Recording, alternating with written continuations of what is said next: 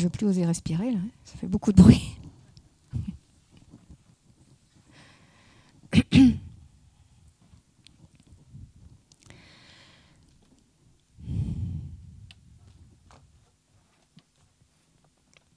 On commence par quelques minutes de méditation, peut-être. Alors là, à cette heure-ci, on va être confronté à un petit défi, qui est celui qui est lié au fait qu'on n'a sans doute pas tout à fait fini de digérer ce qu'on a mangé.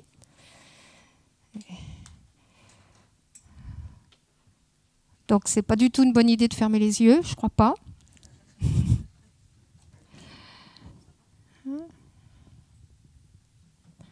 Donc, on va essayer de garder l'esprit le plus vif et alerte possible.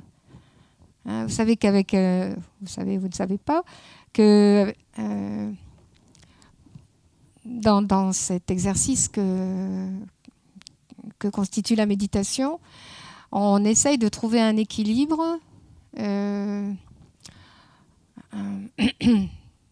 un petit peu un fil de rasoir entre être complètement détendu, hein, et en même temps complètement éveillé, complètement au niveau mental, au niveau de l'esprit, l'esprit complètement vif et alerte. Ça, c'est quelque chose que on n'a pas tellement l'habitude de faire. Généralement, quand on a l'esprit vif et alerte, on est en pleine activité, ça se bouscule beaucoup dans notre esprit et on est tout sauf détendu. Et quand on est complètement détendu, qu'est-ce qu'on fait? On s'endort. Donc, il faut qu'on trouve le juste milieu entre ces deux choses. Et c'est l'une des raisons qui justifie cette posture très particulière que l'on prend, dont on essaye de s'approcher pour la méditation. C'est une posture qui permet aux énergies subtiles de notre corps de circuler librement et donc de nous maintenir dans cet état mental bien réveillé tout en étant vraiment détendu.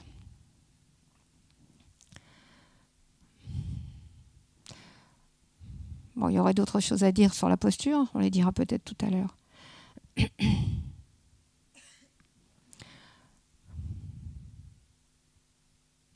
Donc quand on s'installe dans la posture, surtout à cette heure-ci, on veille particulièrement à ce qu'elle soit vraiment tonique. Hein, le dos droit, pas avachi du tout. Hein. Sinon, là, c'est la torpeur garantie.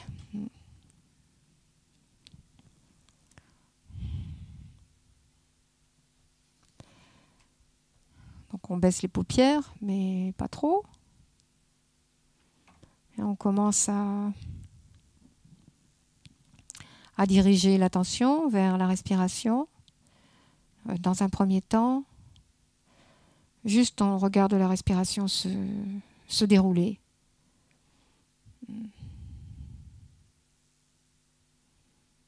Sans focaliser sur un endroit particulier. Ça, ce sera pour tout à l'heure.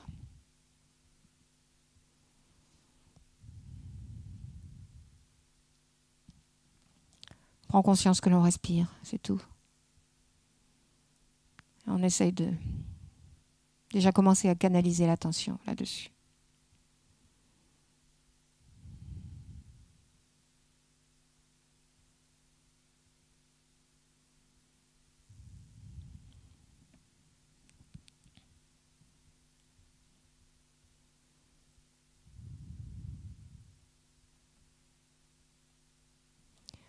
Quand on commence une méditation, surtout après avoir été peut-être dans l'activité, l'agitation, l'échange, etc. C'est bien de prendre un petit moment de transition, de sas, où on laisse s'éloigner. Mentalement, on a l'impression de laisser s'éloigner toutes ces activités que l'on vient dans lesquelles on était engagé juste avant. Une image qui me vient quand je pense à cela, c'est l'image d'un voilier qui s'éloigne de la côte, hein, qui prend la pleine mer. Donc on laisse toutes nos conversations, tout ce mouvement mental, on le laisse là sur la rive et puis on prend la pleine mer.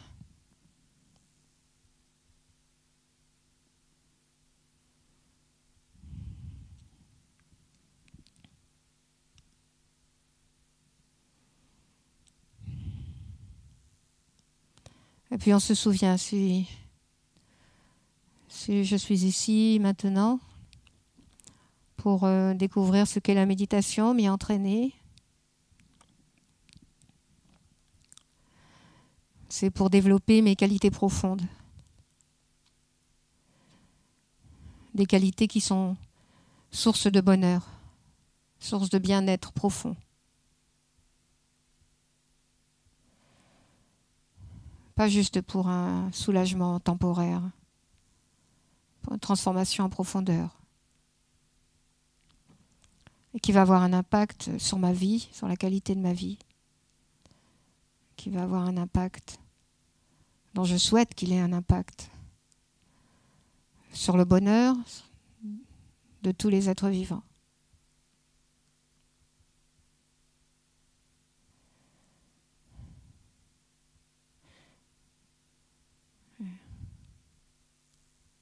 Selon notre tournure d'esprit, on peut même mettre l'accent sur ce dernier aspect en pensant pour pouvoir avoir un effet bénéfique sur tous les êtres vivants, je vais me transformer intérieurement. Je vais développer mes qualités.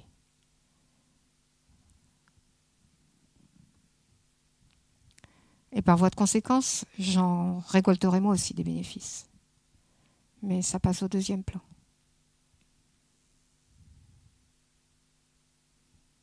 Donc selon notre disposition mentale, on peut choisir.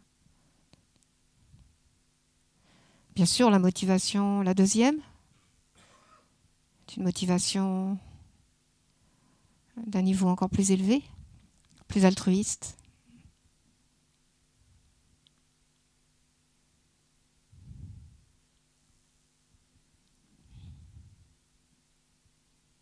On peut aspirer à être capable de développer cette motivation le plus vite possible.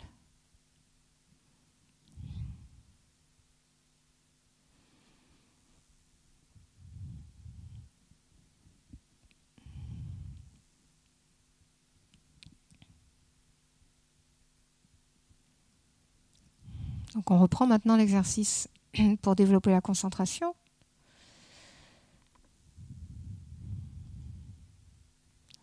Revérifions rapidement que notre posture est correcte, que le dos est droit.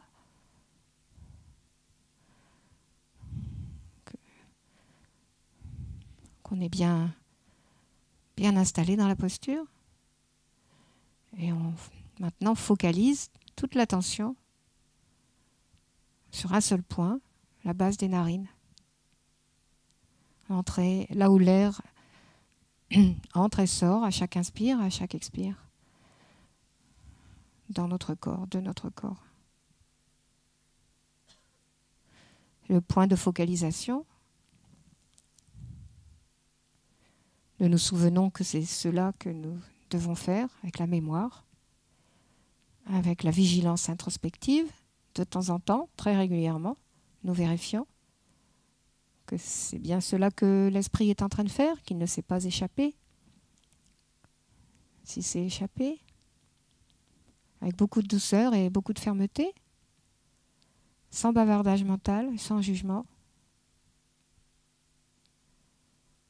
le plus simplement possible, on le ramène.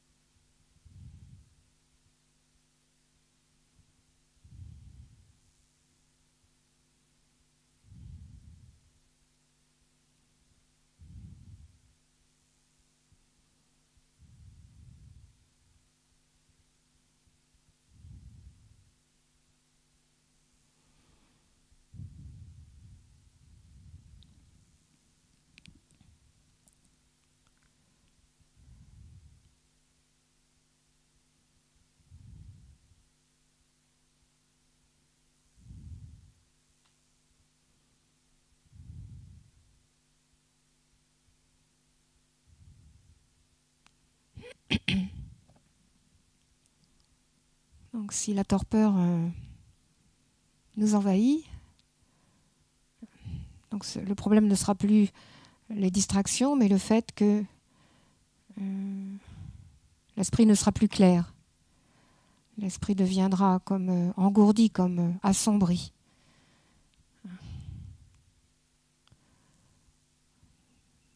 Donc la vigilance introspective doit veiller à ce danger également, à ce piège. Veiller à ce que l'esprit reste bien éveillé.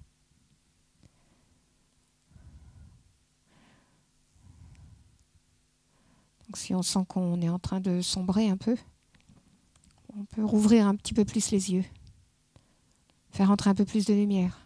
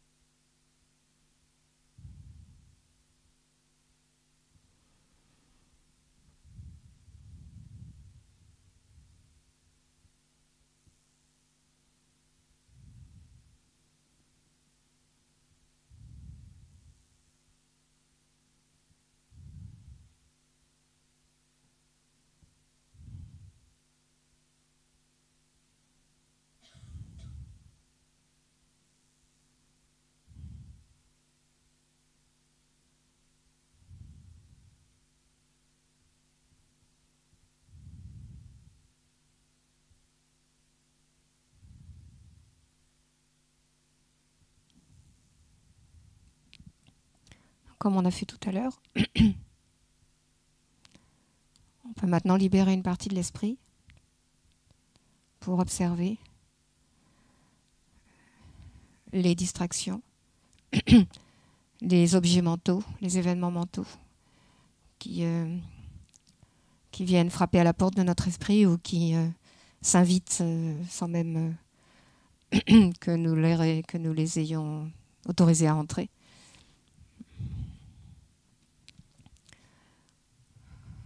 Donc ces fameuses distractions, nous allons les observer maintenant.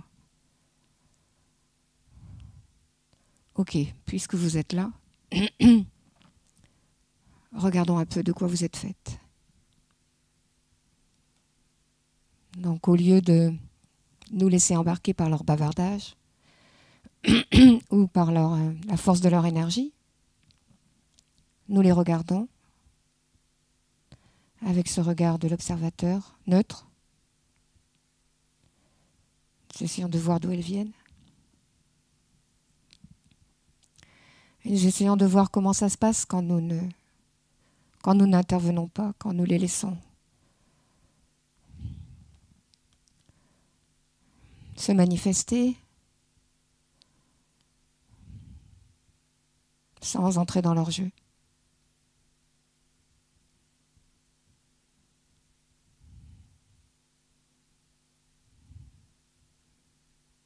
Et là, nous pouvons voir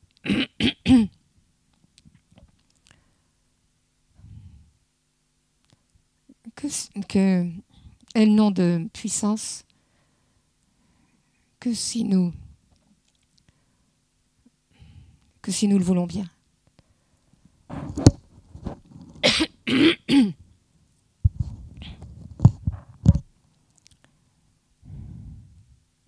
Et que si nous sommes suffisamment habiles pour garder la distance, pour ne pas nous identifier, elles vont disparaître d'elles-mêmes ou d'eux-mêmes.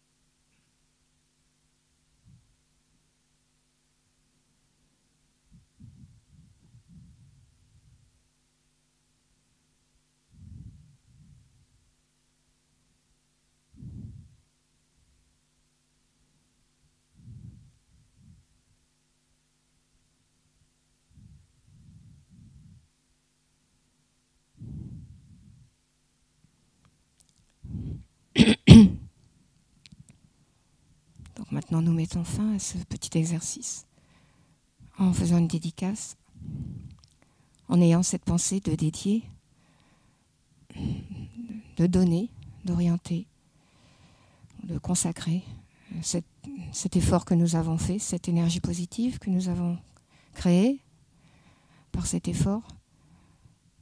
Donc nous l'orientons vers ce but que nous nous sommes fixés, de pouvoir développer nos qualités, afin de pouvoir nous aider nous-mêmes et aider tous les autres êtres.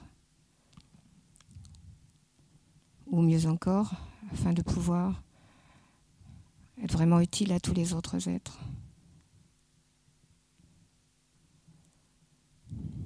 En priorité.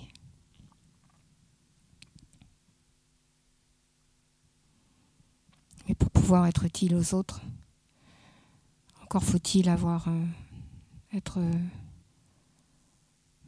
développé des qualités nous-mêmes.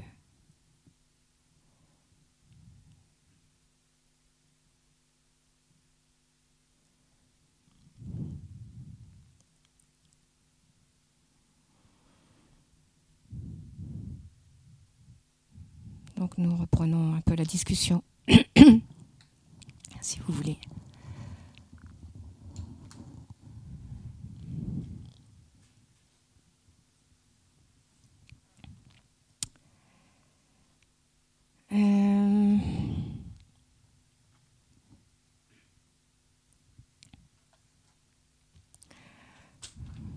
Donc ce matin, je disais que l'une des choses que l'on faisait dans la méditation, surtout au début, c'est de faire comme une sorte d'état des lieux. On continue à le faire tout au long du cheminement, mais il va peut-être prendre un aspect un petit peu différent. Au début, on a vraiment beaucoup de travail à faire, parce que peut-être il n'y a pas encore grand-chose qui a été fait. Donc voilà, on en est un peu à ce stade où on fait, où on découvre ce qui se passe dans l'esprit avec ces exercices que l'on est en train de faire. On découvre que l'esprit est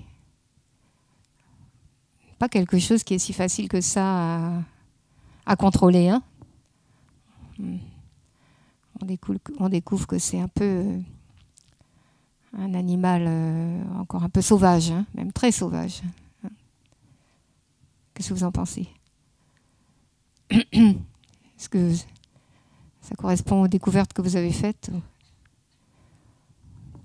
Est-ce qu'il y a... Est-ce que parmi vous, c'est peut-être pas une très bonne question à poser, puisque personne ne va oser le dire, même si c'est la vérité. Quelqu'un qui aurait immédiatement réussi à rester concentré tout au long de la session, sans que l'esprit s'échappe du tout. Ça peut arriver parce que si on est d'accord avec la notion de réincarnation, on ne sait pas quelles les pratiques et les entraînements que l'on a pu effectuer dans nos vies précédentes. Donc, il peut très bien arriver que on s'assied pour la première fois dans cette vie-ci et que, pouf, ça marche très vite et très bien. Donc ça peut arriver. On n'est pas tous égaux en fait, à ce niveau-là. On n'est pas tous égaux dans le niveau, dans le point de notre entraînement, mais on est tous égaux dans le potentiel dont nous disposons. Hein. Et pas seulement les êtres humains.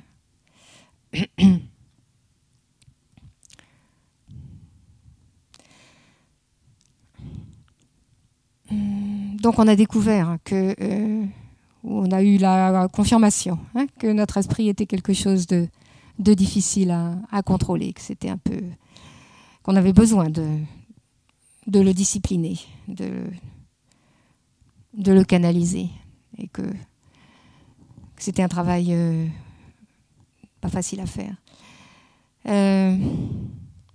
On a pu aussi, dans le deuxième type d'exercice, celui sur l'attention, sur l'observation neutre des différentes attitudes mentales, pensées, émotions, etc., on a pu peut-être détecter certaines tendances que l'on peut avoir, des choses qui reviennent de manière plus systématique, qui sont un peu le reflet de nos dispositions mentales, qui ne vont pas forcément être la même chose pour tout le monde. Donc ça, c'est intéressant aussi à regarder, parce que ça va être le terrain sur lequel on va travailler. Dans la mesure où la méditation, on ne va pas se limiter à simplement faire cet état des lieux, bien au contraire, c'est juste comme une sorte de préliminaire.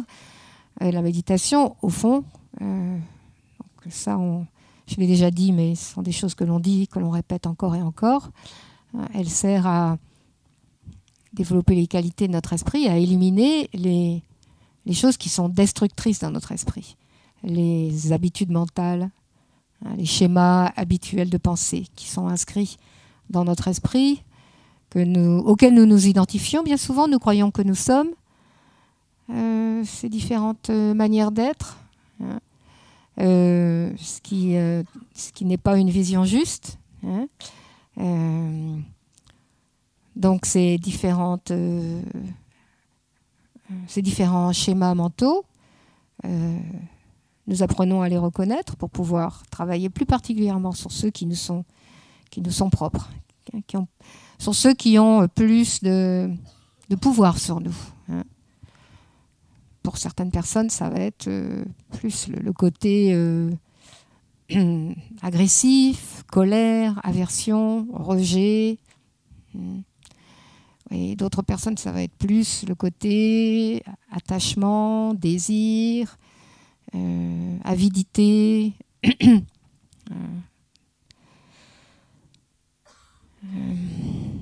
insatisfaction. Pour d'autres, ça va être plus le côté... ça, c'est aussi l'insatisfaction qui donne cet aspect de jalousie, de compétition par rapport aux autres. Alors, tous ces différents schémas mentaux, habitudes mentales, habitudes de fonctionnement mental, on apprend à les reconnaître par ces méditations.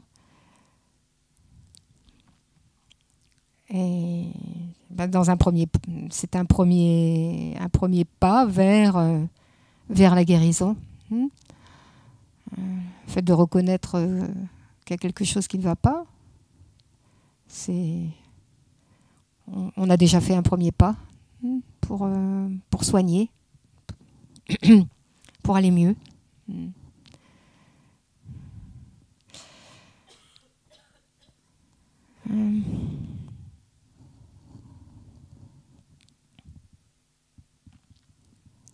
Oui.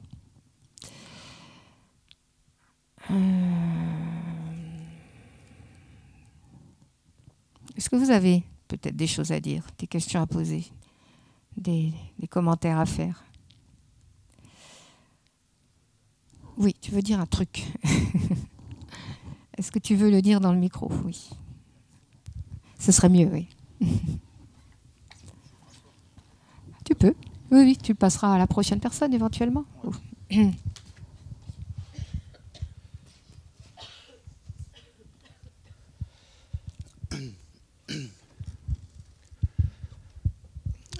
Ce matin, quand tu as présenté la méditation avec observation, donc j'ai essayé de le faire et c'était impossible. C'est-à-dire que j'étais assailli par des pensées, soit obsessionnelles, soit des images qui m'agressaient. Et j'y arrivais pas. T'arrivais pas à quoi? À regarder de façon neutre les distractions. J'arrivais pas à les regarder de façon neutre. Elles avaient trop de force? Elles avaient une force très forte. Ouais, très forte. Oui, elles avaient trop de force. Ouais. Et cet après-midi, je refais l'exercice. Et là, donc tu dis attention à la torpeur et tout, donc je me mets bien droit, j'ouvre un peu les yeux et j'arrive à réguler ce truc de lumière. Oui, ce qui n'est pas évident au début. Oui. J'étais content parce que c'était bien. Mais du coup, pendant les 4-5 minutes de méditation, j'ai quasiment eu aucune pensée qui vienne me distraire. Et donc, j'ai pas pu les observer. Et voilà, c'est ça que je voulais dire, c'est que ce matin, c'était des attaques, et je pouvais rien faire. Et cet après-midi, elles ne se sont pas présentées. Et j'ai pas pu les observer non plus. Alors tu es resté concentré sur la méditation, sur la respiration. Ça allait très bien. Oui. Mais voilà, c'est tout. C'est ça que je voulais te dire.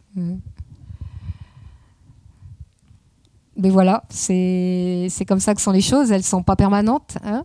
Donc voilà, il y a des moments où ça se bouscule beaucoup, et puis d'autres où c'est plus calme. Oui, c'est comme le temps. Hein. Je n'ai pas trouvé le juste milieu, quoi, en fait, pour l'instant. De pouvoir les observer, comme tu dis, avec distance. Oui, mais ça va venir. Oui, c'est sûr que peut-être tu avais envie de pouvoir le faire. Ça, hein. Exactement. Qu'est-ce que ça fait? Je comprends. Mais on aura encore l'occasion. Et... Pas de problème. D'accord. Merci.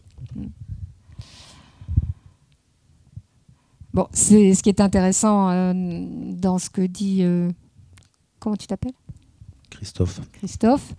C'est de voir voilà, la force avec laquelle nos pensées, émotions, souvenirs et compagnie peuvent nous assaillir, même nous agresser, hein, et qu'elles nous laisser sans contrôle du tout.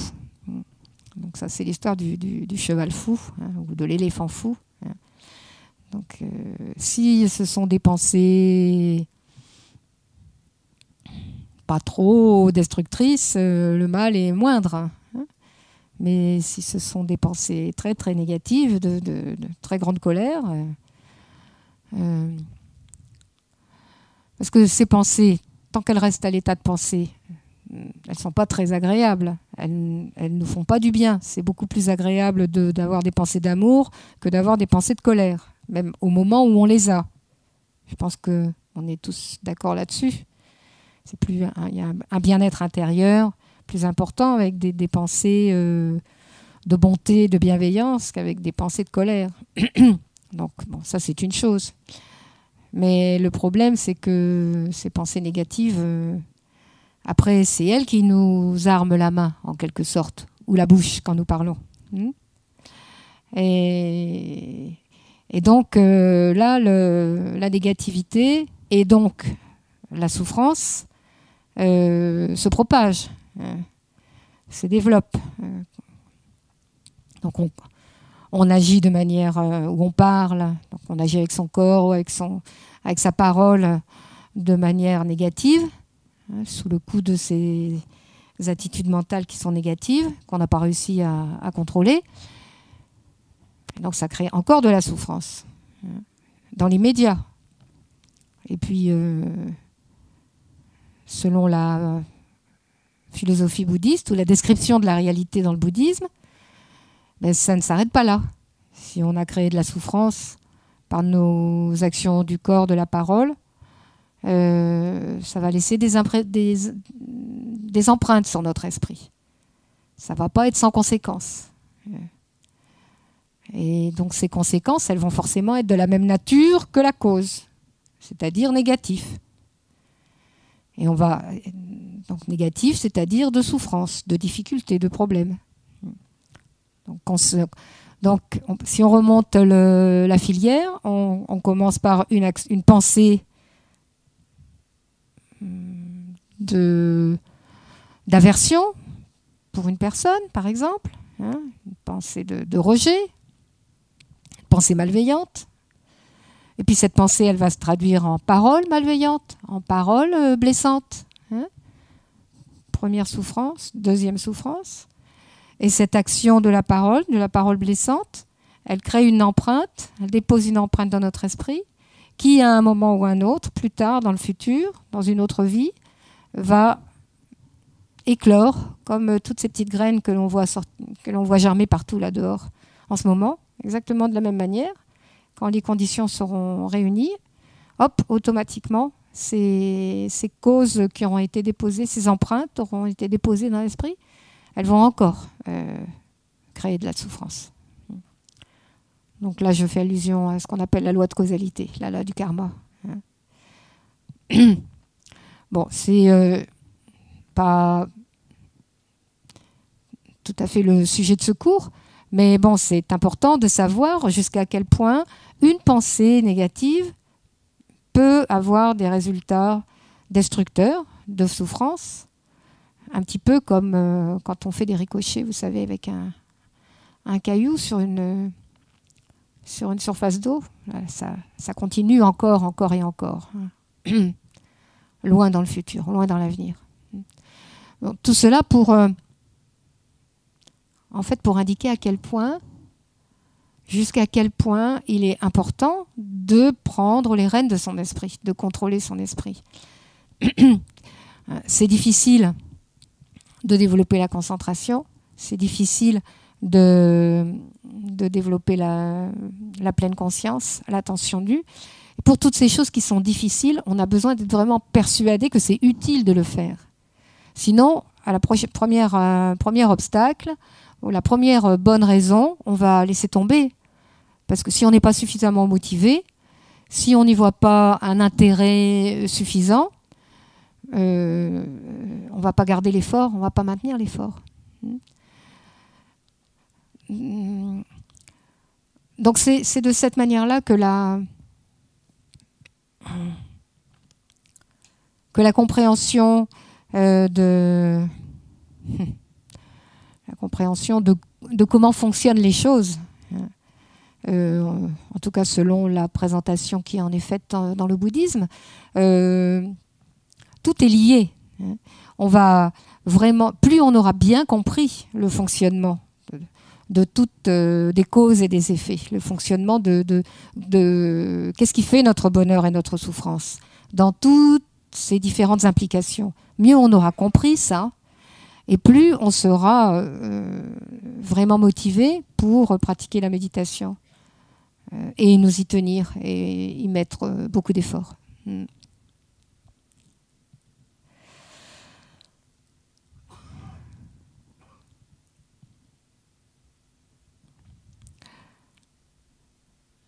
Bon.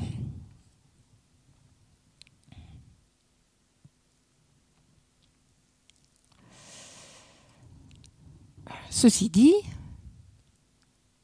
sans voir les choses, sans aller aussi loin, parce que peut-être que ce que je viens d'évoquer, pour des personnes qui n'ont jamais entendu parler du bouddhisme, ça fait peut-être beaucoup. Donc sans aller aussi loin, on peut avoir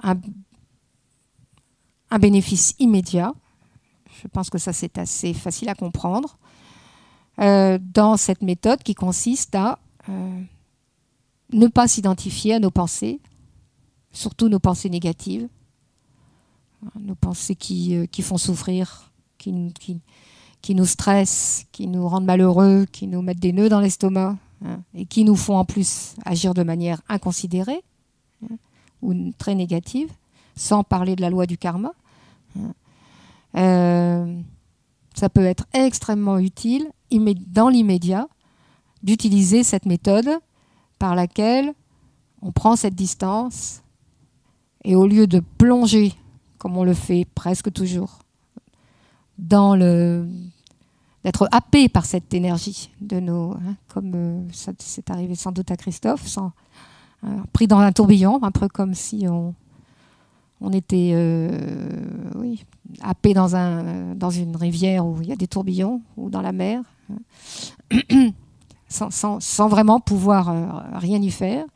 Donc si on pouvait rester à l'extérieur de ce, comment on dit, maelstrom, on s'économise déjà beaucoup de difficultés, beaucoup de souffrances dans l'immédiat. Et puis on a au niveau des choix que l'on peut faire dans la vie, au niveau de notre manière de nous comporter dans les différentes situations, on va avoir beaucoup plus de liberté, on va être beaucoup plus de clarté mentale, beaucoup plus de sagesse.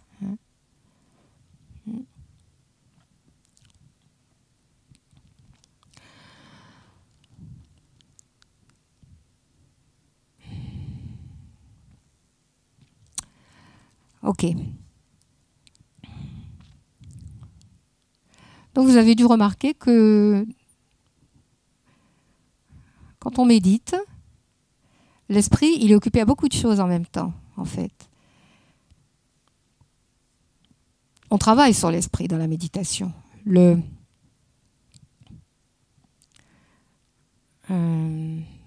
L'objet que l'on travaille, que l'on modèle, l'objet sur lequel on travaille, si on prend par exemple l'image du sculpteur, hein, il va avoir une masse de marbre, par exemple, hein, un morceau de marbre, hein, qu'il va sculpter, qu'il va travailler. Bon, alors notre esprit, il est ce morceau de marbre sur lequel on va travailler. Mais le sculpteur, c'est aussi l'esprit. C'est pas quelqu'un d'autre. Le sculpteur, c'est aussi l'esprit. Et les outils qu'il va utiliser pour travailler le morceau de marbre, c'est aussi l'esprit. Donc, il y a une partie de l'esprit qui observe et qui modèle, une autre partie, avec des outils qui sont aussi des parties de l'esprit.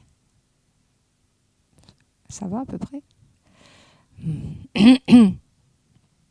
Donc là, la concentration, l'attention sont les outils. Il y a un petit point important à signaler à ce niveau-là.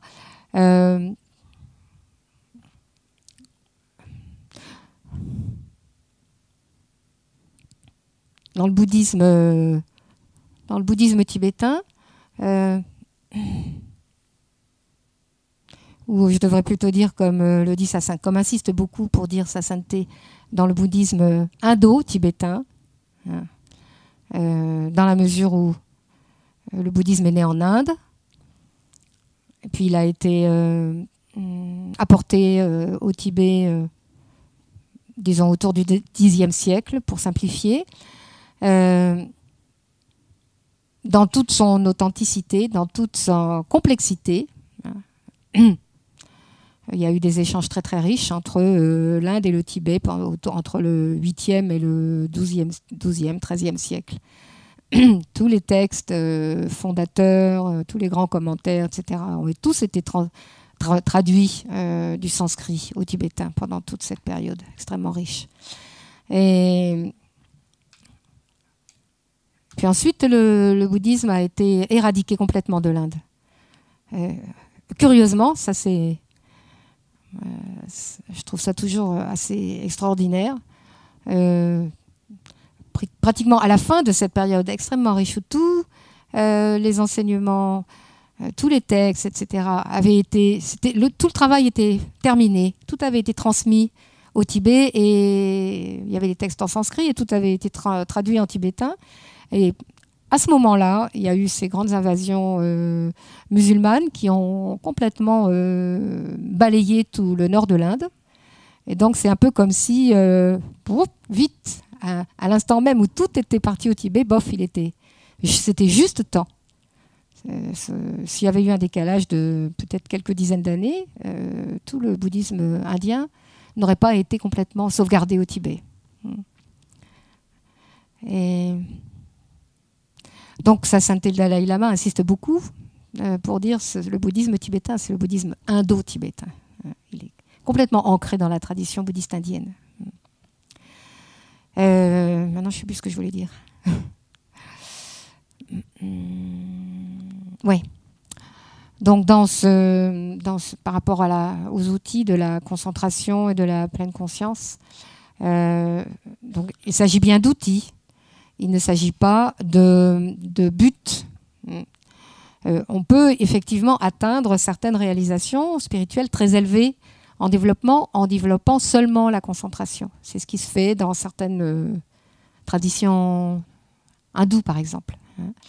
Dans le bouddhisme tibétain, on considère que, effectivement, en développant la concentration, on va atteindre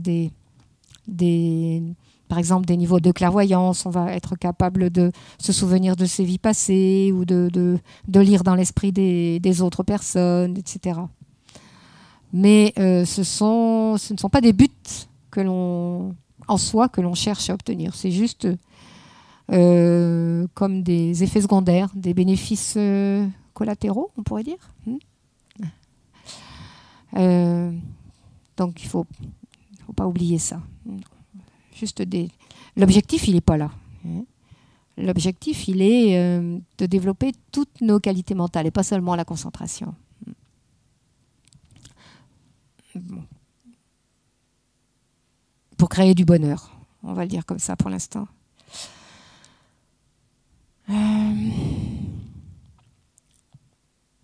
Ok.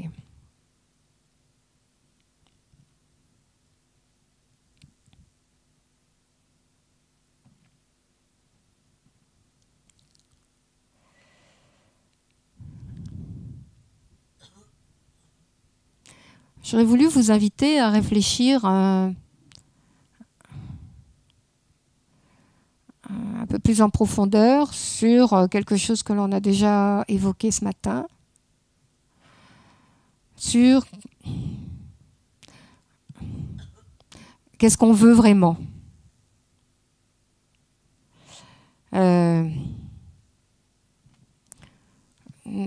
Sur la base de ces quelques moments de méditation qu'on a déjà fait, on voit qu'on a l'esprit incontrôlé.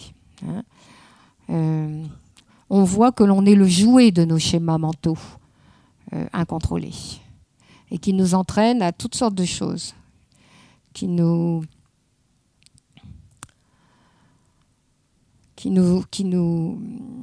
déstabilisent et qui nous rendent vraiment, qui nous submergent, devant lesquels on est plutôt impuissant. Donc, ce qui fait que la moindre petite chose, le moindre petit regard de travers, la moindre petite désagrément dans notre vie va nous déstabiliser complètement. Et donc, nous commençons la journée en étant de bonne humeur, en étant plutôt joyeux, et puis nous laissons tomber notre belle tasse que nous avons ramenée d'un pays exotique ou qui nous a été transmis par notre grand-mère, et le monde entier s'écroule autour de nous, et nous voilà au 36e dessous. Bon, c'est juste un exemple, hein, c'est peut-être pas le meilleur. Où eh bien, nous sommes réveillés de bonne humeur et joyeux, il y a du soleil, etc. Mais voilà que la personne avec qui nous vivons, pour une raison ou une autre, ne s'est pas réveillée dans la même disposition mentale et est un peu peut-être un peu bougonne ou ne réagit pas de la manière dont nous le souhaiterions. Et donc voilà, toute notre joie, toute notre bonne humeur, toutes nos bonnes dispositions qui s'écroulent immédiatement. Donc nous réagissons très très vite au moindre petit inconvénient dans notre vie, et puis dans ce cas-là, nous sommes vraiment les esclaves de nos schémas négatifs, de notre agressivité, de notre dépression, de notre tristesse, de notre désir, attachement incontrôlé. Et toute notre vie, elle passe de cette manière-là, en montagne russe, hein, en haut et en bas, constant. C'est très fatigant. Et puis c'est pas rigolo. Et peut-être que c'est en partie pour ça que vous êtes là aujourd'hui.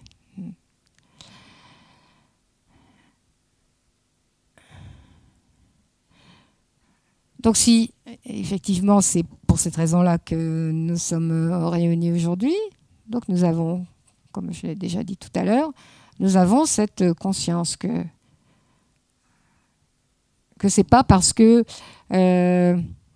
donc dans cette situation un peu pénible, voilà, mon compagnon n'a pas été aussi agréable et prévenant qu'il l'est d'habitude ce matin, pour X raisons. Et alors, je vais me précipiter pour m'acheter la première robe qui va me tomber sous la main dans le magasin que je vais croiser, ou bien je vais fumer des cigarettes, ou bien je vais... qu'est-ce qu'on pourrait dire d'autre? Je vais avaler la première plaque de chocolat sur laquelle mes mains vont tomber, ou boire 3 cafés au lieu d'un, ou on est tellement déprimé qu'on va perdre complètement son temps, on va rester devant la télé à regarder des bêtises. On dirait que je ne me trompe pas tout à fait. Ce sont des expériences personnelles que je vous dis là. À part pour l'achat compulsif, ça, j'ai jamais fait. Mais bon, le reste... Mais bon, je sais que ça existe, oui. Bon, est-ce que ça marche, ces choses-là? Finalement, c'est un peu le...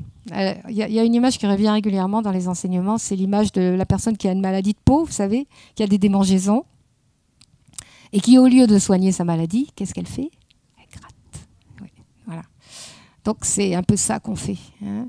Donc, on empire la situation au lieu de l'améliorer.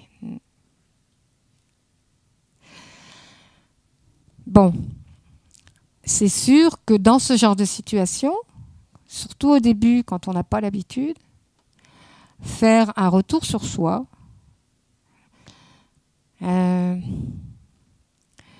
et essayer d'analyser la situation calmement, donc complètement changer son habitude, mettre cette distance entre ce qui est en train de se passer dans notre esprit et puis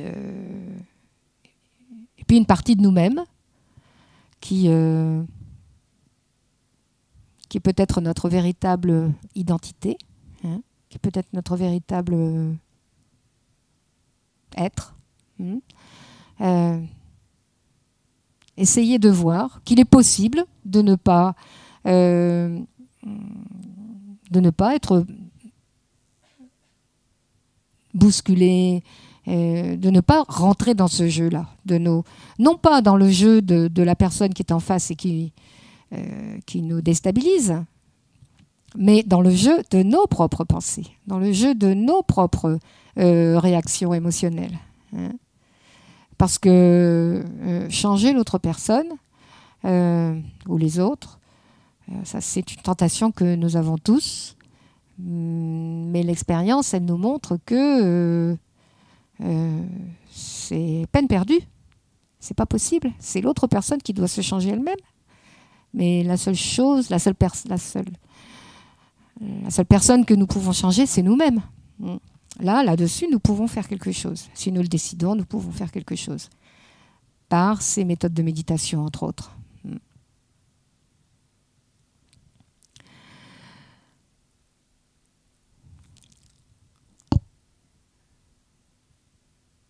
Et donc, par ces méthodes de méditation, on peut devenir quelqu'un qui est plus consciente de ce qui est en train de se passer, du déroulement, de ce qui est en dessous de la surface des événements. Hein. Ah, là, on a appuyé sur un de mes boutons. Mais cette fois-ci, ça ne va pas marcher comme d'habitude. J'ai conscience qu'on a appuyé sur ce bouton et je peux, si je veux, ne pas réagir comme je l'ai fait des milliers de fois auparavant, entraînant ainsi toute une cascade de conséquences. Hein. Donc, on peut, petit à petit, s'habituer à avoir plus de conscience. Quand on parle de pleine conscience, c'est de cela que l'on parle. Avoir pleine conscience des enjeux des événements, des situations. Au-delà des apparences, de la superficie des apparences. Donc, une personne plus consciente, hein, et donc, par voie de conséquence, aussi plus stable, donc moins le jouet de ces émotions, de ces schémas mentaux habituels. Hein. au lieu d'avoir ces hauts et ces bas, ces montagnes russes. Hein, plus il y a un peu de stabilité là. On est moins vite déstabilisé. Hein. On dit ça généralement. Oh là, bah, tu m'as dit ça, ça m'a déstabilisé. Hein. Ça, c'est quelque chose que l'on entend couramment. Hein. Mais bon. Pourquoi est-ce que ça m'a déstabilisé? Est-ce que c'était obligé peut-être que je sois déstabilisée? Hein? Peut-être pas. Il y a peut-être moyen de ne pas l'être, de rester justement, de rester dans un état mental paisible, non affecté, ou moins affecté en tout cas au départ. Hein?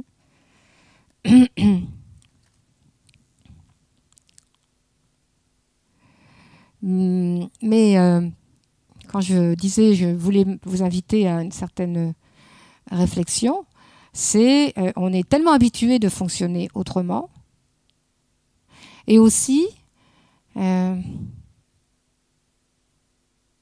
oui, on est tellement habitué à fonctionner autrement que ce type de stabilité,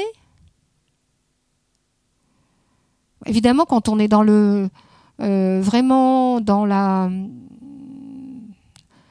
chaleur de la dispute ou de la vraiment quand les choses vont vraiment mal et que la souffrance elle est vraiment criante, bien sûr on dit j'en peux plus, il faut que ça change. Hein.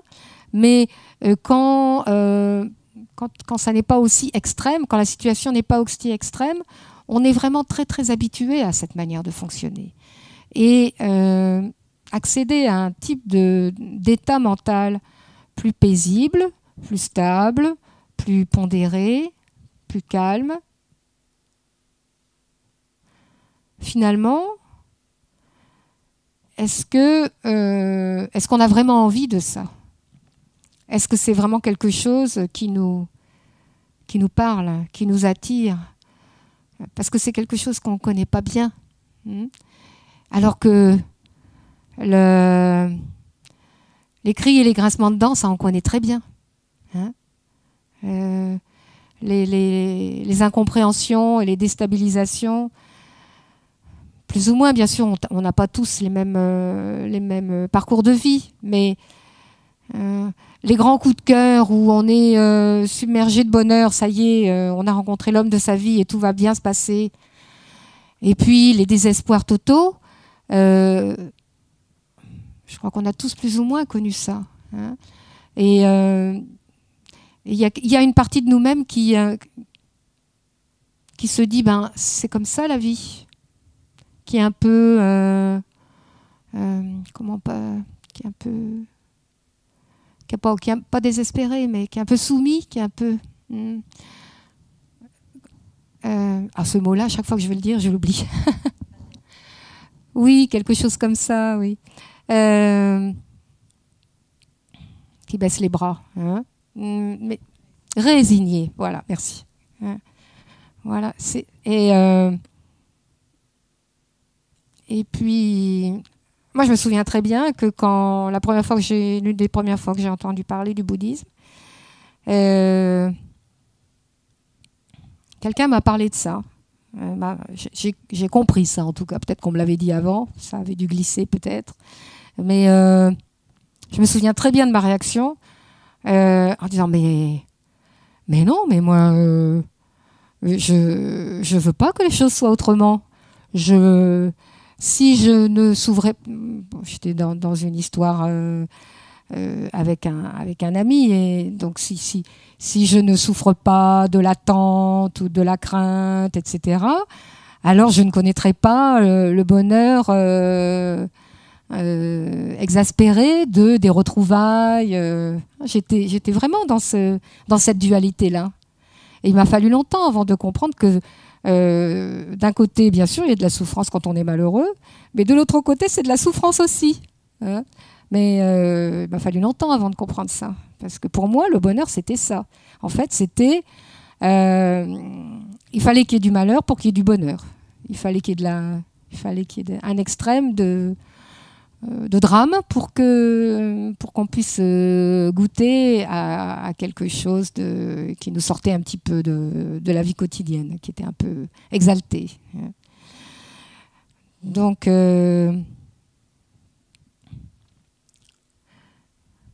ça dépend un peu des tempéraments que l'on a, mais c'est intéressant de se poser la question. Parce que ce que nous propose la méditation, c'est d'abandonner, de laisser de côté, de reconnaître la nature de souffrance de ces états, d'un côté comme de l'autre, et d'aspirer et d'accéder à un type de bonheur beaucoup plus profond, une satisfaction vraiment profonde, vraiment stable, mais pas spectaculaire du tout, hein, pas exaltée du tout. Beaucoup plus simple, hein, mais aussi tellement plus bénéfique, tellement plus constructive. Les hauts et les bas que j'ai décrits juste avant, ça c'est très bien quand on est jeune. Enfin, c'est très bien. Oui. Ça va encore. Ça a moins de conséquences, disons. Mais quand on a une famille, par exemple, hein, évidemment que des enfants préfèrent avoir des parents dont l'esprit est calme et paisible. Hein, et évidemment qu'on va créer un environnement familial beaucoup plus favorable et beaucoup plus constructif si on a un esprit si c'est pas le drame tous les jours à la maison, hein, pour le dire tout simplement.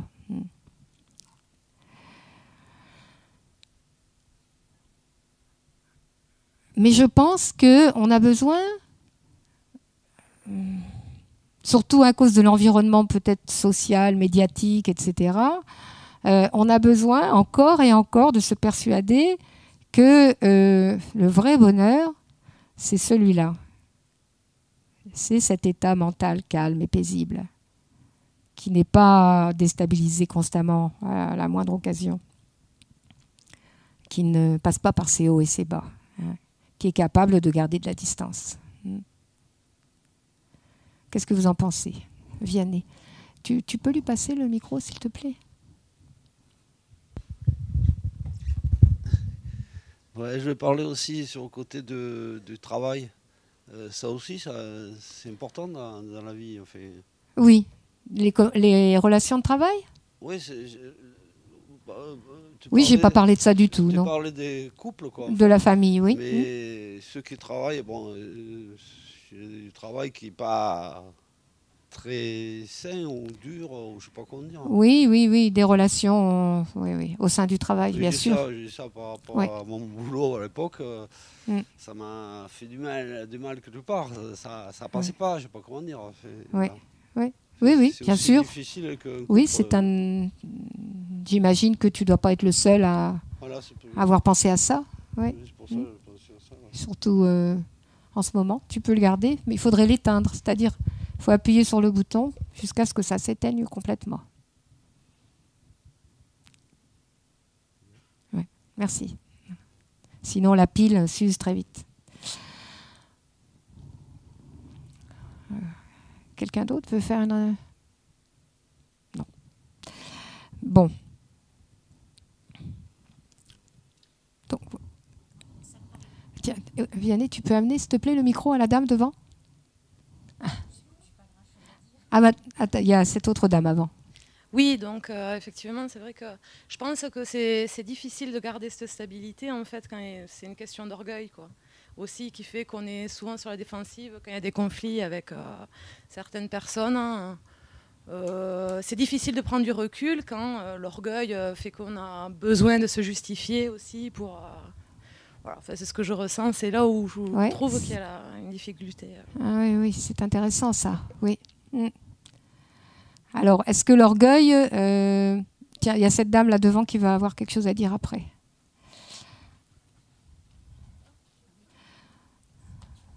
Donc ça vaut le coup de regarder qu'est-ce que ça nous apporte, l'orgueil, hein? Qu'est-ce qui essaye de se défendre là, hein? Ou de se justifier, c'était ça que tu disais, hein? il faut faire le compte, faire le compte des avantages et des inconvénients de la manière la plus honnête possible. Et donc peut-être qu'il y a des moments où, vous savez, il y a un enseignement dans le bouddhisme qui est très beau, qui est peut-être un petit peu difficile, mais je pense qu'il s'applique à ce qui vient d'être dit,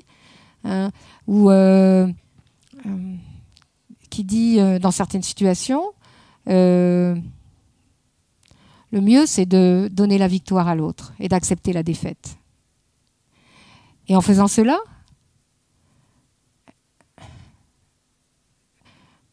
au niveau profond, j'allais dire c'est nous qui gagnons. Oui, c'est nous qui sommes gagnants. Pas sur l'autre personne, parce que c'est pas de ça qu'il s'agit, parce que ça n'est pas... On n'est pas... Il ne s'agit pas de gagner sur... Il ne s'agit pas de... La bataille, elle ne se... Le jeu, la bataille ne se joue pas sur ce terrain-là. Ça n'est pas la question de savoir qui c'est qui va gagner des deux personnes. La question n'est pas là.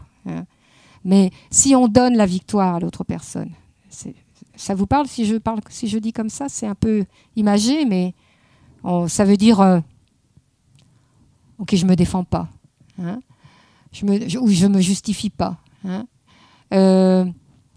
Mais on va aller plus loin parce que sinon ça va être mal compris.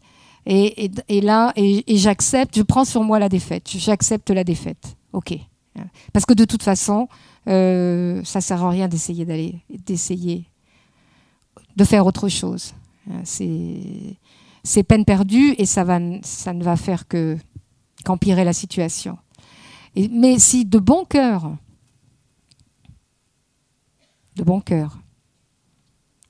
avec l'esprit calme, l'esprit stable, c'est-à-dire avec une certaine aussi vision globale de la situation, on peut accepter la défaite et donner la victoire.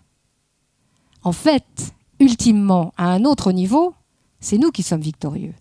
Parce que nous avons gagné la victoire sur notre orgueil, non pas sur l'autre personne, qui elle-même est aussi manipulée par son orgueil, sa jalousie, son amour du pouvoir, ou je ne sais pas quoi.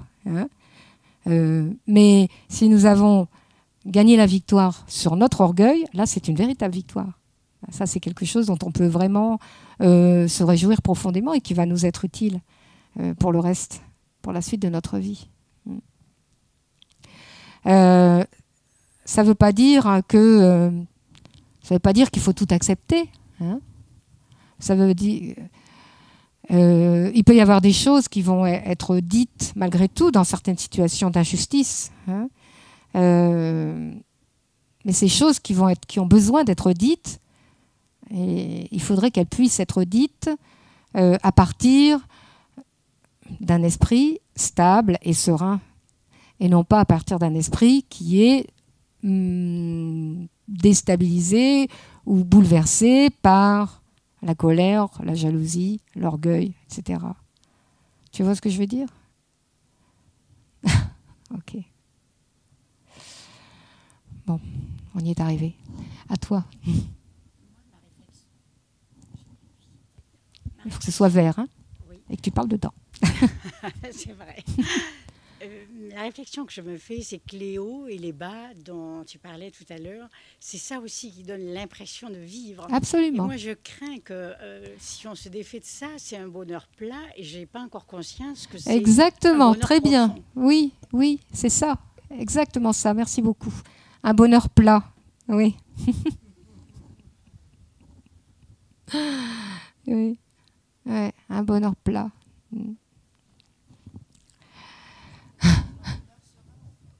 Oui, mais c'est tout à fait ça. Mais ça, c'est notre vision actuelle, notre vision peut-être un peu déformée par nos schémas mentaux habituels, qui fait qu'on voit ça comme un bonheur. C'est pour ça que j'insiste beaucoup là-dessus, qui nous fait voir cela comme un bonheur un peu plat. Ouais. C'est aussi pour ça que que dans le bouddhisme, que le Bouddha, certains d'entre vous connaissent déjà un petit peu, vous savez, le Bouddha, quand il a commencé à enseigner, son premier enseignement, c'était sur les 4 nobles vérités. Et c'est la première de ces 4 nobles vérités, c'est la vérité de la souffrance. Et donc la première chose qu'il a enseignée, il a commencé par expliquer, avec un luxe de détails, à quel point notre vie, dans tous ses aspects, même dans ces aspects que nous considérons comme être du bonheur, était en fait de la nature de la souffrance. Pourquoi il a fait ça? Pas pour nous démoraliser complètement, pour nous faire déprimer à tout jamais. Et il a fait ça pour bien pour nous donner justement cette impulsion très forte que ah mais oui, c'est vrai, et ça fait longtemps que ça dure. Et oui, ça n'est pas du vrai bonheur. Ça ne fait que tourner en rond, monter, descendre. Je suis malheureux, je me sens un peu mieux, je gratte un peu, je suis un peu soulagée, mais c'est jamais un bonheur profond, stable, sur lequel je peux compter, etc. Donc il a beaucoup insisté là-dessus pour nous donner ce désir, pour réveiller en nous cette aspiration puissante, profonde, à trouver un autre type de bonheur. Un bonheur plus stable, serein, comme tu disais, tout à fait, paisible, qui dure, qui ne dépend pas des circonstances extérieures.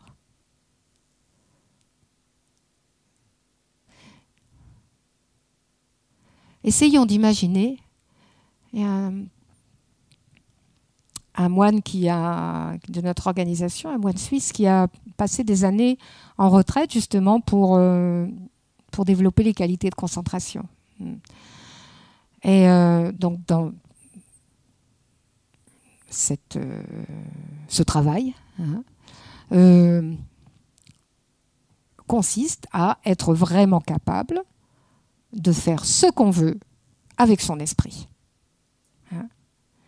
Et il donnait un enseignement où, donc il parlait vraiment de son expérience, il dit, imaginez un peu comme ce serait merveilleux, comme ce serait extraordinaire de pouvoir faire ce qu'on veut avec son esprit, de pouvoir orienter son esprit exactement de la manière dont on le souhaite. De ne plus être du tout le jouet de toutes ces fluctuations intérieures sans en avoir le contrôle. Mais bien au contraire, avoir un esprit un peu comme une excellente voiture. Là, c'est l'image qui me vient là tout de suite, qui répond au doigt et à l'œil dans le moindre petit détail à ce qu'on veut qu'elle fasse.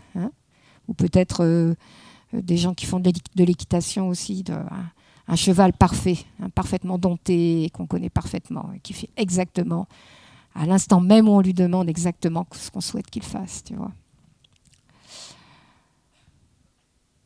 Et il avait une manière de présenter les choses qui était vraiment, enfin moi ça m'avait vraiment touchée, mais je me disais, oui c'est vrai, ça doit vraiment être très très bien ça, d'avoir un esprit totalement contrôlé.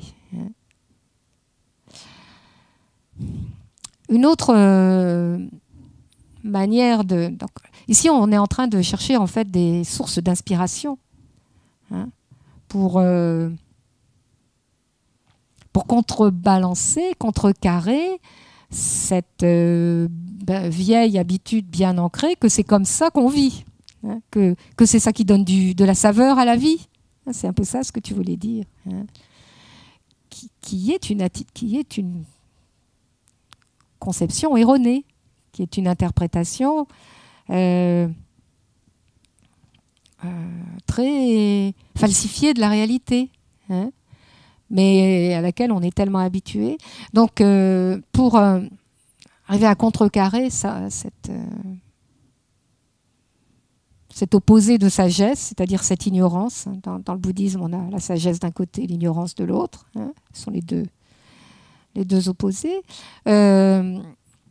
Regardons un peu l'exemple de personnes telles que Sa Sainteté le Dalai Lama ou d'autres personnes qui encore de nos jours ou dans un passé plus plus récents ou plus lointains, sont des preuves vivantes, des manifestations vivantes de ce bonheur, de cet état mental parfaitement pacifié, parfaitement contrôlé. Hein. Bon, généralement, c'est souvent l'expérience de beaucoup d'entre nous qui avons choisi la voie bouddhiste, la rencontre avec une personne qui est la manifestation, l'incarnation même de ce type de bonheur. Hein.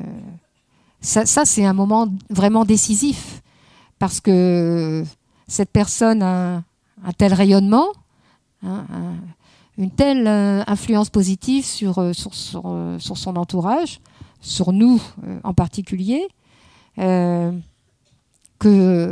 se dit ah mais oui, mais c'est comme ça que je voudrais être. C'est ça le vrai sens de la vie. Si je peux devenir comme ça, là, ça vaut vraiment le coup. Hein, parce que juste monter, descendre comme ça les montagnes russes tout le temps, il y a peut-être mieux à faire. Et oui, ça donne du sens à la vie. Donc, c'est peut-être un point. J'ai vu le doigt se lever là-bas. Peut-être qu'en ayant ces hauts et ces bas, ces montagnes russes, on a l'impression de vivre. On a l'impression de vivre. Mais est-ce que ça donne du sens à la vie? Ça, c'est peut-être une manière de se poser la question. Alors que si donner du sens à la vie, c'est avoir une orientation, hein, avoir un but, un objectif. Et si l'objectif, c'est d'apporter du bonheur autour de nous, de la manière la plus vaste et la plus large possible, c'est plus exaltant que de passer par des hauts et des bas juste pour avoir l'impression de vivre. C'était toi là-bas, oui. Où il est le micro maintenant? Ah.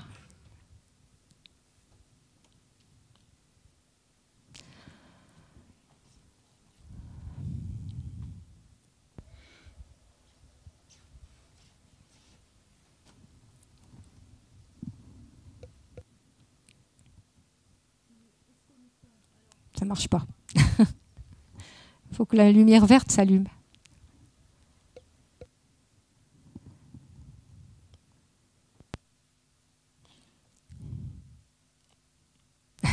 Là? Oui. Oui. C'est rouge, en fait. Ah si, c'est rouge. Bon, ok. Est-ce qu'on n'est pas en contradiction avec... je pense à la notion d'impermanence. Lorsqu'on parle du bonheur comme ça, d'un bonheur stable et autre, ouais. Là, on n'est plus dans l'impermanence. Donc c'est l'impermanence qui devient le chemin jusqu'à acquérir un autre niveau de bonheur. Souvent, on se trompe sur le sens de ce mot, voilà. Impermanence. Voilà, là j'ai un flou, c'est pour ça. Ouais. Mais ça, c'est une très bonne question. Je me la suis souvent posée. Mais bon, maintenant, ça y est, j'ai la réponse bien claire. Impermanence, ça ne veut pas dire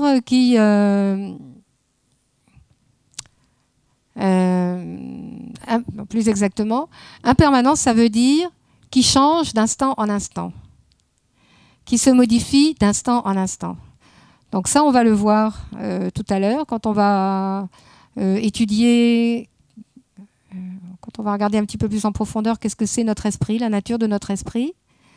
On va voir que c'est une succession d'instants de conscience qui se succèdent continuellement. Et c'est ça l'impermanence de notre esprit. Hein? Donc, on peut atteindre un état de bonheur stable et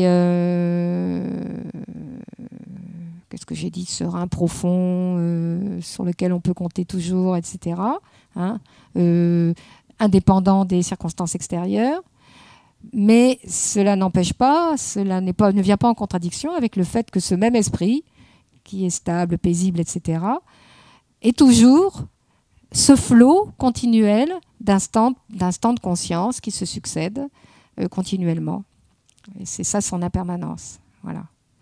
Mais donc ces instants de conscience, au lieu d'être comme ça, ils vont être, au lieu que ce soit le torrent de montagne qui saute sur tous les cailloux, ça va être la rivière, la Moldao, vous savez.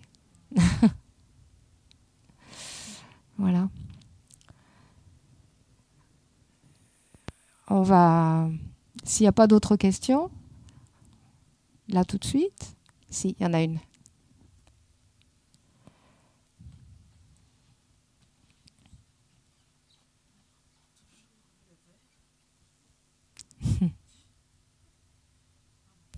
C'est bon? Vous m'entendez? Oui. Alors, oui, je voudrais revenir sur la signification en fait du bonheur. Enfin, le bonheur, si à l'occidental, c'est tout autre chose de celui-là que vous parlez. Donc, c'est vrai que quand... C'est pour ça que je disais, il y a une réflexion en profondeur à faire au niveau de cette définition. Et nous, occidentaux, on n'a pas l'habitude depuis qu'on est, on a, comment dire, d'autres habitudes. Et pas l'habitude de penser au bonheur des autres, notre bonheur. Bonheur, enfin, c'est tout autre chose chez nous. C'est quoi? Enfin, critiquer abondamment de ma part, hein, c'est pas. Et justement, c'est quand, parce que je me disais, mais je suis toujours posé la question, mais qu'est-ce que c'est le bonheur? Avoir le bonheur, ça peut être des petits instants, mais le jour que je compris, je sais pas pourquoi, comme ça j'ai eu quelque chose. Un éclair de lucidité. Oui. Et quand j'ai compris qu'en fait le bonheur c'était seulement voir les autres être heureux, mais dans le sens beaucoup plus profond que peut-être vous pouvez comprendre. C'est alors que je me suis dit, voilà, ça sera très difficile être vraiment heureuse, avoir ce bonheur. Et c'est justement, c'est ce que je suis en train de réfléchir. Quel est justement le bonheur que je peux avoir et qui, comment dire, mais comme c'est d'abord les autres et après moi, je vois que ça va pas trop bien chez les autres. Il y a un grand texte classique d'un grand maître qui s'appelait Shantideva, où il dit tout le bonheur vient de rendre les autres heureux, toutes les souffrances viennent de vouloir être heureux soi-même. Voilà. Et il y a plein de textes qui reprennent cela. Les Bouddhas cherchent le bonheur des autres. Les êtres ordinaires ne cherchent que leur propre bonheur. Regarde où se trouve l'erreur, regarde où se trouve la vertu et fais ton propre choix. Je pense que tu es sur la bonne voie. Bravo.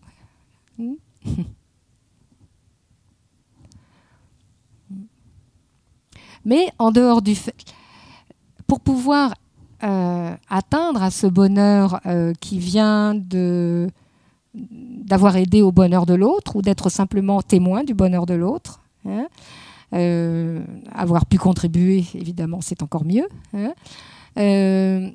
Mais pour pouvoir accéder à ce type de bonheur altruiste très beau, mais aussi très élevé, on a besoin aussi d'abord de stabiliser un peu, de commencer par faire ce ménage préliminaire dans notre esprit. C'est très difficile de faire cohabiter dans notre esprit des attitudes mentales incontrôlées, échevelées, j'avais envie de dire, sur lesquelles on n'a jamais rien fait, on n'a jamais essayé de prendre la maîtrise, et en même temps de vouloir le bonheur de l'autre, de vouloir construire son bonheur sur le bonheur de l'autre. C'est mission impossible. Donc dans un premier temps, il est nécessaire d'avoir un esprit stable, serein, paisible, qui n'est plus le jouet des attitudes mentales négatives. Et sur cette base-là, on va pouvoir construire un altruisme vraiment solide, vraiment ferme, vraiment qui ne se laissera pas déstabiliser. Parce qu'une personne qui n'a pas fait ce travail sur elle-même et qui aspire, et c'est très louable, qui aspire au bonheur de l'autre, si elle n'a pas fait ce travail sur elle-même, très vite, elle va se fatiguer. Très vite, elle va s'aigrir parce qu'elle n'aura pas forcément les retours qu'elle espère avoir, parce qu'il n'y aura pas de gratitude, parce que toutes ces choses-là.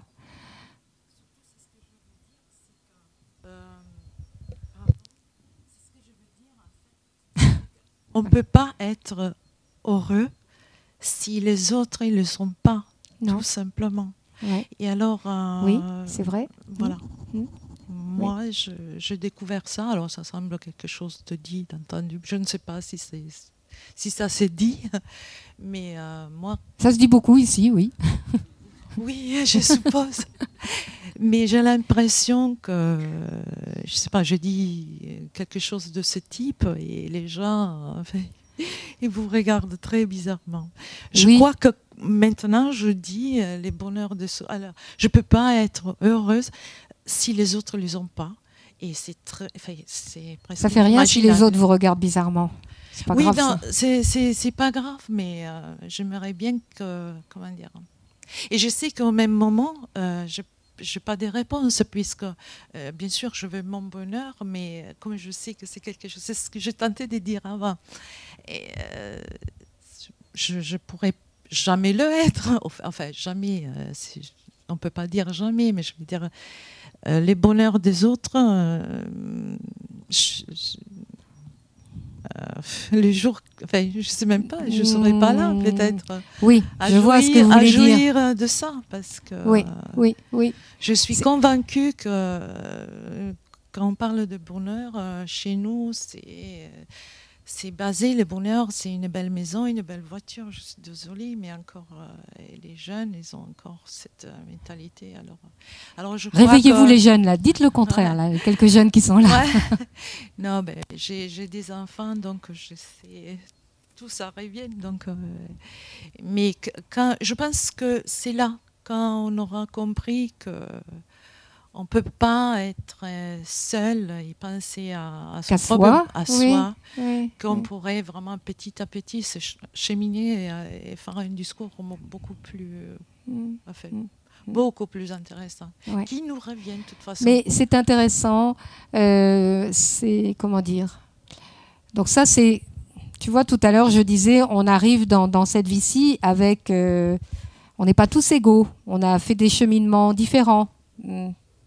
Et probablement que tu as, dans ton continuum mental, puisque c'est comme ça qu'on dit, hein, tu as déjà des habitudes, des graines de réflexion sur l'altruisme, sur la compassion, sur l'amour. Hein. Donc tu as quelque chose qui, comme ça en toi qui est comme spontané, naturel, tu vois. Mais maintenant, ça a besoin peut-être d'être stabilisé par une compréhension. Parce que c'est là, mais tu ne sais pas très bien l'expliquer, ou tu ne comprends pas très bien d'où ça vient, ou sur quoi ça s'appuie, tu vois, au niveau logique, raisonné. Hein. Et donc les enseignements, ils peuvent t'aider à comprendre comment tout cela, ça fonctionne. Ils peuvent t'aider, par exemple, il y a tout l'enseignement qui explique comment tous les êtres sont reliés de manière extrêmement en un tissu extrêmement serré, en un maillage extrêmement complexe. Tous les êtres sont reliés par l'interdépendance. On a tous des liens très très étroits les uns avec les autres.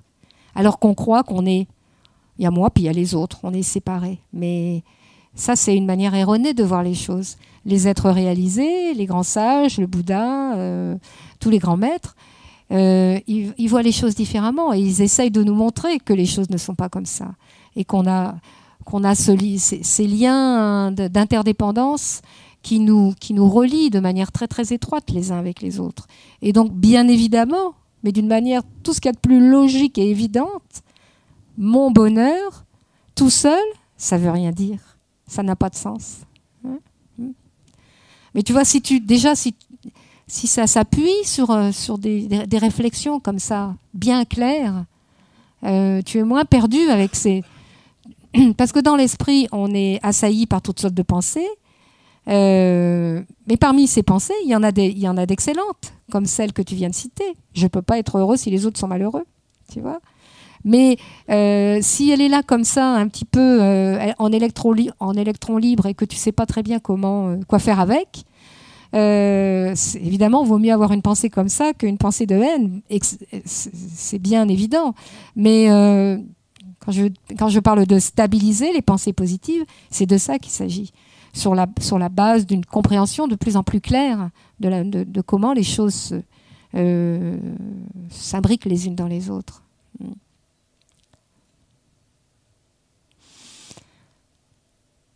Ah.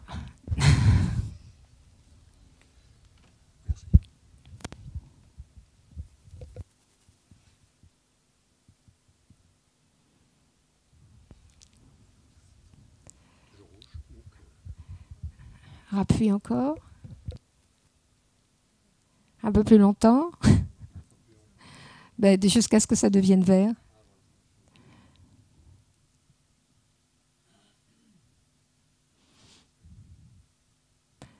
Et c'est éteint? Ah, ça veut dire qu'on n'a plus de piles alors peut-être? Oui, mais ce ne sera pas enregistré. Alors si la question est courte, tu peux la répéter. D'accord. Non, ça n'a plus l'air de vouloir. Je vais voir.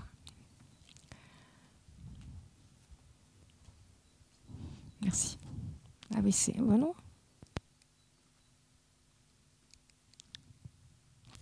Ouais. Alors vas-y, je vais la répéter la question. Ouais, c'est mort ça. Changer la pile. On reste toujours sur la question du bonheur. Oui. C'est vrai que si on arrive à rendre heureux tout son entourage, c'est vaste l'entourage. Oui. Si on écoute les médias, il faut éteindre la télé à ce moment-là. Il ne faut plus s'occuper des journaux, de la télé, de savoir de tous les malheurs qui arrivent dans le monde. On ne sera jamais heureux dans ce cas-là. Bon, donc, comment tu t'appelles ? Claude. Donc Claude nous dit, si on fait dépendre notre bonheur du bonheur des autres, alors à ce moment-là, il faut fermer la télé et ne plus écouter toutes les nouvelles qui sont aussi catastrophiques les unes que les autres, sur lesquelles on ne peut rien, on est tellement impuissant. Oui. Alors bon, après, ça c'est l'excès inverse. L'autre excès, je pense que notre entourage, il est assez proche, il est assez... Attends, tu sais ce que tu vas faire.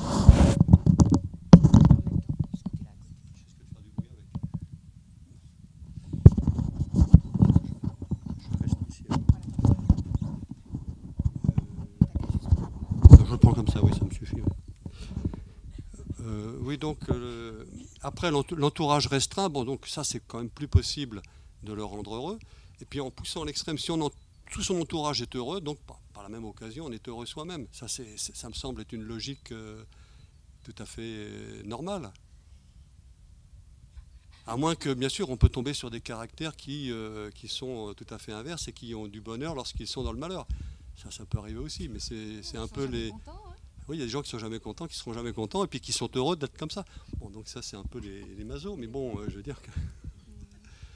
Je sais pas, ça me semble... Donc, en fin de compte, le bonheur, il est très difficile à définir, ça, on l'a bien tous compris, je crois.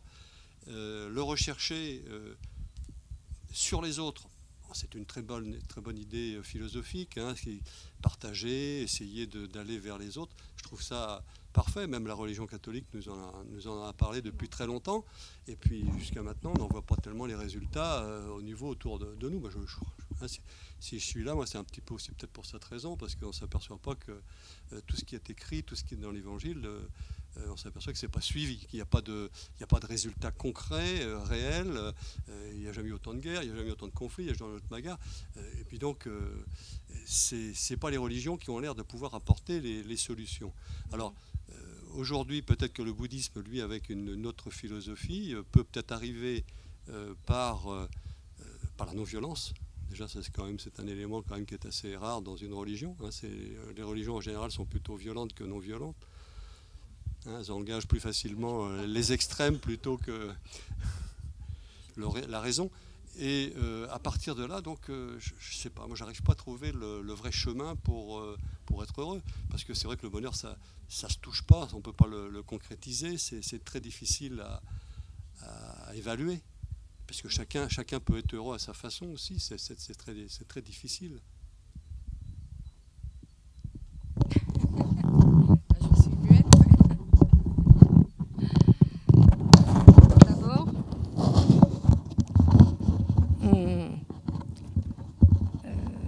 les religions, toutes les religions, ça, Sainteté le Dalai Lama insiste beaucoup là-dessus. Au niveau des règles de conduite qu'elles conseillent, hein, qu'elles invitent à suivre, elles sont toutes à peu près pareilles. Donc tu parlais de la non-violence et de la violence et de la non-violence. Peut-être qu'il y a un peu plus l'accent qui est mis dans le bouddhisme là-dessus, mais bon, il faut rendre justice aux autres religions. Parce que il faut être prudent dans ce domaine-là. Les autres religions, elles ne prônent pas la violence non plus. En tout cas, dans leurs enseignements de base. Après, les interprétations qui en sont faites, c'est autre chose. Hein. Donc ça, c'est... Généralement, sa Sainteté le Dalai Lama explique très bien que dans toutes les religions, on a deux aspects. On a la vue et la conduite. La vue, c'est l'explication du monde, hein, la vue philosophique ou métaphysique. Hein. Donc, dans le bouddhisme, il n'y a pas de Dieu créateur, et dans les trois religions monothéistes, bien sûr, il y a un Dieu créateur. Donc forcément, on a une vision du monde qui est un petit peu différente. Mais les implications au niveau de la conduite, au niveau de l'action, elles sont les mêmes. Elles sont, grosso modo, les 10 commandements, les 10 actions vertueuses et non, les 10 commandements des chrétiens et des juifs, les actions vertueuses et non vertueuses des bouddhistes. C'est très très similaire. Hein, c'est la même chose. Hein. Respecter la vie, ne pas mentir, ne pas voler, etc. Hein, faire attention à ce qui sort de notre bouche, respecter l'autre, etc. Alors maintenant, pour la question du bonheur. Pour la question du bonheur, je pense que c'est, en tout cas dans la manière dont on voit les choses dans le bouddhisme, dans le bouddhisme, tout tourne autour de l'esprit. Hein. Alors que nous, surtout dans le monde occidental, on le sent bien dans ton commentaire, on veut avoir du concret, on veut voir du résultat. Hein, il faut que les courbes, elles montent. Hein. Alors que dans la pensée bouddhiste, donc qui est une pensée qui vient d'Orient, on n'a pas ce point de vue. Le bonheur, c'est une attitude mentale. La générosité, c'est une attitude mentale. Je prends d'autres exemples. Je contourne un petit peu ta question. Parce que, par exemple, on décrit la générosité dans le bouddhisme. Non pas la vraie générosité, c'est pas de faire en sorte qu'il n'y ait plus de pauvreté dans le monde. Hein, parce que ça, c'est peine perdue, tu l'as très bien dit. Ça, c'est pas possible.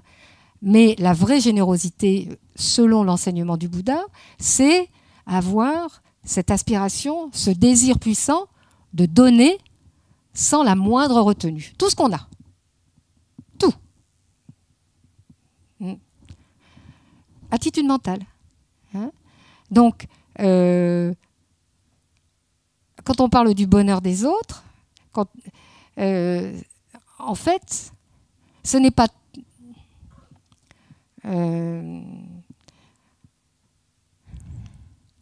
bien sûr qu'on va essayer de faire on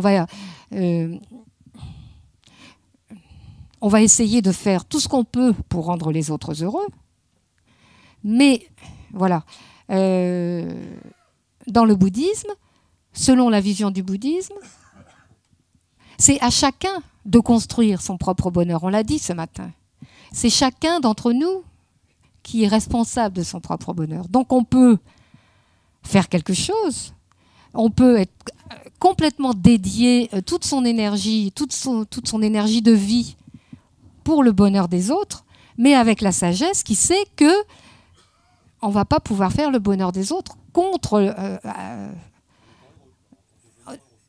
non, on ne va pas pouvoir faire... C'est pas ça que je veux dire du tout, pardon. On ne va pas pouvoir faire le bonheur des autres, comment on dit contre leur gré. Hein, contre leur gré ou... c'est même pas tout à fait... Oui, contre leur gré. C'est-à-dire que si chacun, par sa propre attitude mentale et par ses propres actions, construit son propre bonheur et souvent son propre malheur, quelle est la chose que l'on peut faire pour aider les autres à être heureux, si ce n'est leur donner les clés, leur permettre de comprendre que il faut arrêter d'agir de cette manière-là, parce que là, c'est ce qu'on fait en tant que parents avec les enfants. Hein, on ne peut pas les empêcher. On ne peut pas construire leur bonheur pour eux, c'est eux qui doivent construire leur bonheur. Qu'est-ce qu'on fait en tant que parents? On essaye de les conseiller, de les orienter avec le plus de doigté, d'intelligence, de compassion et d'amour que l'on peut. Et puis après, et puis voilà.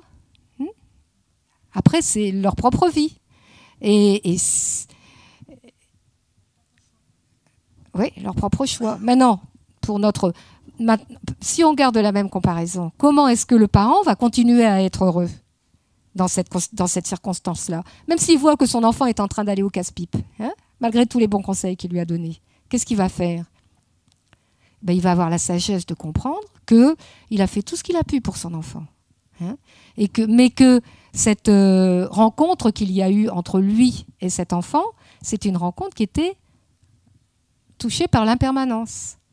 Donc, pendant un certain moment, il y a eu cette rencontre très forte. Il y a eu ce moment d'interaction extrêmement intime entre un père ou une mère et son enfant, où il pouvait y avoir une relation très grande, etc.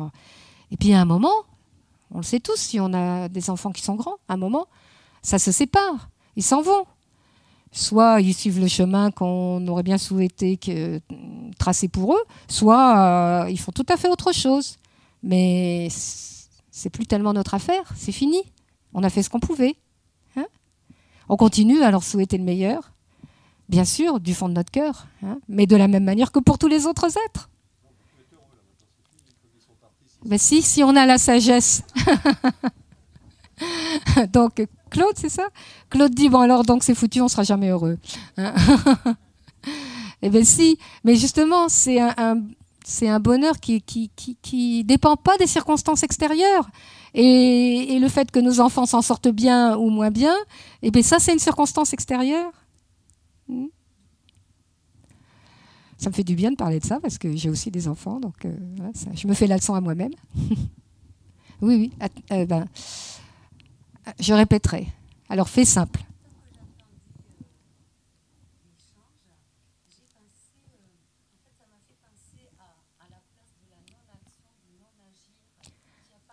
La non-action, le non-agir, excuse-moi, je répète, hein, parce que pour l'enregistrement. Oui. Vas-y.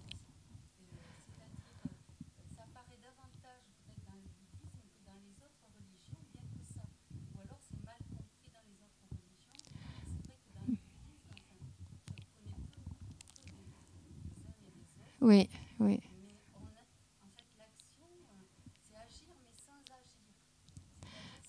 Ça, c'est plutôt donc cette notion d'action qui serait agir sans agir.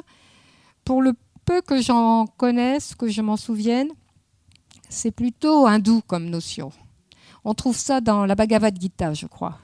Hein, on n'insiste pas tellement là-dessus dans le bouddhisme. Non. Mais on insiste, je pense que vraiment le point, le nœud central, c'est l'attitude mentale. Ça, c'est évident que c'est l'attitude mentale qui va faire qu'on va être heureux ou qu'on va être malheureux. C'est rien d'autre. C'est nos pensées, notre manière de gérer notre esprit et nos attitudes mentales qui va faire qu'on va être heureux ou malheureux. Aussi bien dans l'instant que dans un avenir proche, que dans un avenir lointain. Ça, c'est certain. En tout cas, selon la pensée du Bouddha. Vous allez prendre le thé ? 5h moins le quart. 5h05 ? C'est ça, hein ? Oui. Donc 5h05.